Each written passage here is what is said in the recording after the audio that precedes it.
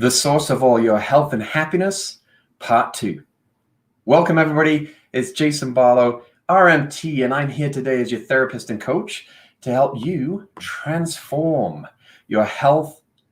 Well, yeah, transform your health, but we want to take it from something else, don't we? We want to take your stress, your tension, and pain and transform it into health, happiness, and vitality.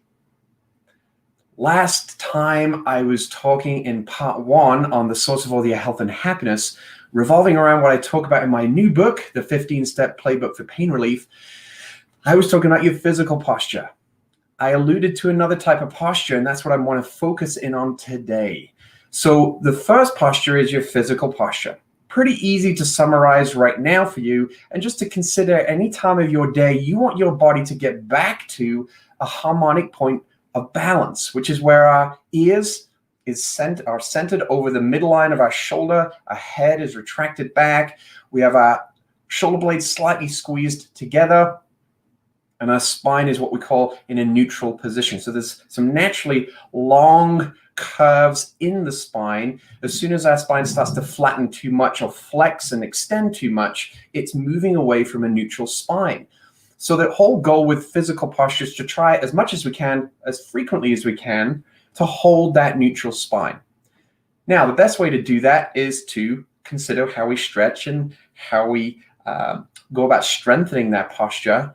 Ultimately, what I talk about in my new book is what I call developing postural awareness. Now, from a physical standpoint, what I'm meaning is moment by moment, just paying attention to your posture. Because very often we just go back to our default, our habitual posture, which is typically rounded forward, shoulders forward, heads looking down, holding our phone, back on the mouse, looking at the computer, and we're just not conscious. We're just not aware of that posture at that point in time. So what I'm recommending you do is just develop your postural awareness. Even if you don't go get my book, even if you don't spend weeks and months on developing your posture, just right now, become very attentive to your posture, right? Remind yourself at any given moment, and if that's even initially setting up a system such as using your phone, 1-minute reminders, 10-minute reminders, do what you wish. The whole purpose is to try to cultivate more postural awareness. Now, next step, part 2, we also got to do the same thing with our mind. I point to the head, but really, from a Buddhist point of view, this is the center of our mind, right here. The mind is a formless entity from a Buddhist point of view. The mind is not the brain. The brain is a physical part of the body. There are some geniuses out there who are able to go in and do some great work on the brain and make some changes. But what they cannot do is penetrate the mind and make huge behavioral changes by way of transforming the mind. And what's driving the mind are our thoughts. So I'll put this up on display here for you.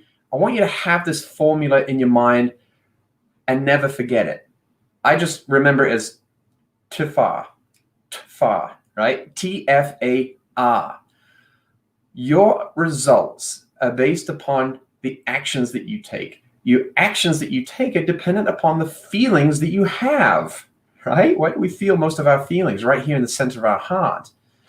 And what determines those feelings are your thoughts. And so ultimately, the very birthplace of the results that you're experiencing arise from your thoughts. Wayne Dyer said this. Dr. Wayne Dyer said this years ago. When you change the way you look at things, the way things look change. It's a magical formula. So if you want to have different results, you need to start with different thoughts which generate different feelings, which lead to different intentions and therefore actions that you engage in, and naturally your results will start to change. The mind is one of 4 of your health controls.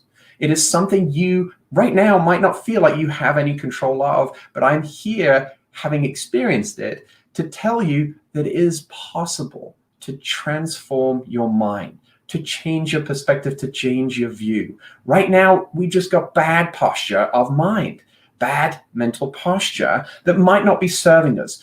And what happens with bad mental posture is it sparks or creates more disease in the body. If you're trying to generate more health, happiness, and vitality, I firmly believe you have to start head first. Deal with the emotions, deal with these thoughts and feelings. Naturally, your actions will change. Naturally, from that, your results will also change too. Happiness and suffering are states of mind. Their main causes cannot be found outside of the mind.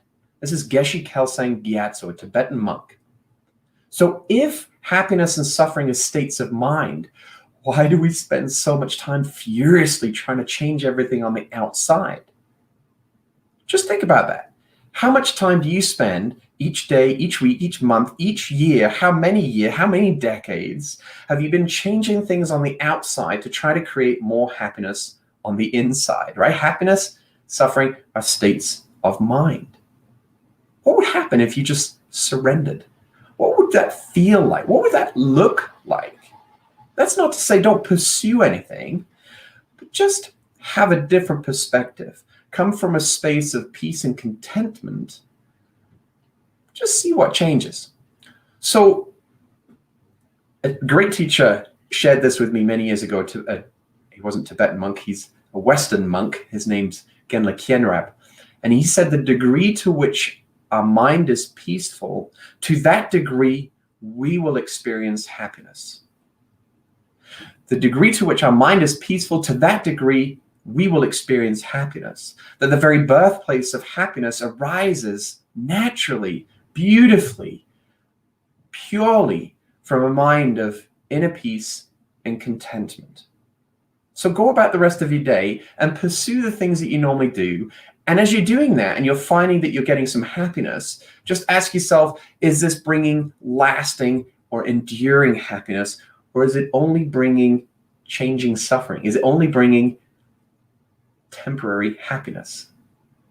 More often than not, unless we're pursuing true origins of happiness, we are only ever experiencing temporary relief from our suffering. That's a big one. It goes down the rabbit hole a little bit deeper, but I just want you to contemplate that. Because from my experience, being a Buddhist practitioner and a health practitioner and a husband and a father and an entrepreneur and all of these labels that are somewhat connected with me, I find that my center to my health and wellness is built upon my state of mind. And if I control my state of mind and observe my state of mind and hold my state of mind as much as possible in that peace and contentment, I have happiness despite the fact that an announcement has just come saying I've got to close my business for 4 weeks. How can I turn that around? If this is a favorable condition, what is this going to teach me? How can I transform this into a spiritual opportunity for growth and development and happiness and peace, as opposed to the road of misery and depression and anxiety? We always have a choice. The mind is incredibly powerful. Mental posture is all about trying to return your mind back to a space and a place of peace and contentment. So as a Buddhist, there are 2 goals that I work on each day. And you don't have to be Buddhist. You don't have to shave your head. But think about these 2 beautiful goals. 1, benefit other people as much as possible. And 2, control your mind as much as possible. Because typically throughout the day, we want to benefit ourselves as much as possible, which goes against my goal number 1. And secondly, we want to control the mind of others because we think and we believe very firmly that other people are the source of our problems. So if we correct them, make them, change them, well, then our problems will go away. And how's that going, by the way? Because we have to learn to control our own mind, because typically, and I'm speaking of my own mind, it gets up to naughty things. So we have to change its behavior. How do we change its behavior? Those are actions, right? Behavior, actions. We go back a step, feelings. We go back a step, thoughts. It comes back to thoughts again. So we've got to also then consider that time throughout your day being very attentive, what we call posture awareness of your mind and your body, without having to spend weeks, months, years, and tons of money on training these things. Just become super vigilant, super aware of your posture, both mind and body. and try that for the day and see what differences that makes for you. The other element I want to finish on is what is the content that you're allowing in to your body and mind. Content in terms of body is your exercise, your movement, how much sleep and recovery, the foods that you're ingesting, and your postural awareness. The content when it comes to your mind is who you're talking to, who you're spending time with, what you're watching, what you're reading. Those are all elements of content that you're ingesting and either nourishing or creating more malnutrition in your mind. If you're truly wishing to pursue more health, happiness, and vitality, I highly recommend to become super vigilant of the content that you're actually allowing in to your mind. And try to surround yourself with those people and those books and those resources that are actually supporting that goal for you. Reward yourself with good content that nourishes your mind, that helps you to achieve your goals of health, happiness, and vitality. Thank you for joining me today. Remember, if you've not had a chance to go get a free copy of my book, this paperback edition is not free. There was a cost to this. So if you go on Amazon, you can get this delivered to your door, or you can download a Kindle edition through Amazon as well. If you want to get a free PDF, it's a digital download. You just have to go to my website, jasonbarlowrmt.com. It'll come straight up on the screen. Just leave me your email and I'll fire that off to you today. What else is going on? I have to close my doors as of Monday. What an opportunity for me to strengthen my mind.